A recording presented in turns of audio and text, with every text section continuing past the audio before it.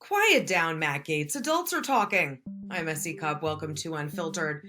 This week, the embattled congressman from Florida, under investigation for sex trafficking a minor, which he vehemently denies, he decided the best thing he could do for the people of Florida's 1st congressional district is embarrass himself in front of a retired 4-star general and Secretary of Defense. And I just can't help but notice. And so your question was whether or not I control the time.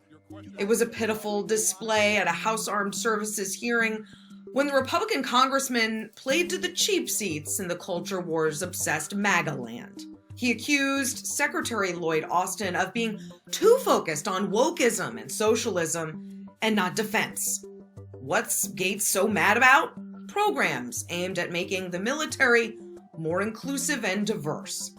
Gaetz is really mad, apparently, that the Air Force is creating more opportunities for women and minorities to serve as pilots. How dare they?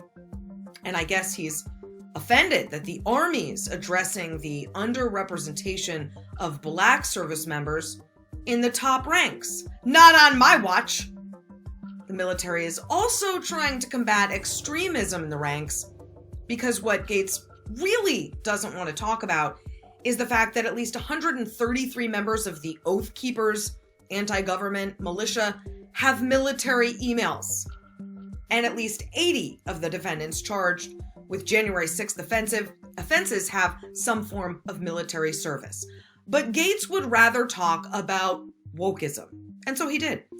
After laying out his case against the supposedly woke socialist Defense Department, he blamed Austin for Russia. You totally blew those calls, and maybe we would be better at them if the National Defense University actually worked a little more on strategy and a little less on wokeism. Before that comment, it's the fact that you're embarrassed by your country. No. I'm embarrassed by your leadership. I'm sorry for I am that. not embarrassed for my country. I wish we were not losing to China. Imagine the, do I call it gall or stupidity, of a congressman with no military service record attacking the integrity of a 4-star general who oversaw operations in Iraq, Afghanistan, Syria, Lebanon, and served as the first Black commander of CENTCOM.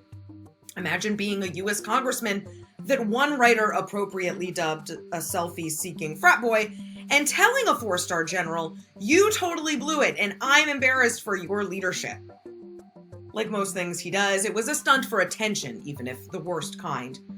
Because Gaetz likes to play at being big and brave without having to do anything requiring actual bravery, like challenging the de facto leader of his party, Donald Trump, who he presumably would like to supplant one day.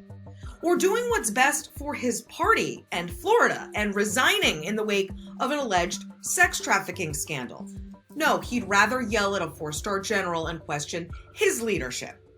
And because we truly live in the upside down, being a right-wing star these days apparently means bashing the military to own the libs. Go figure. Of course, Gaetz is the obvious embarrassment here. But for those incapable of shame, I expect he's pretty proud of his pathetic performance. That's it for me. See you next week.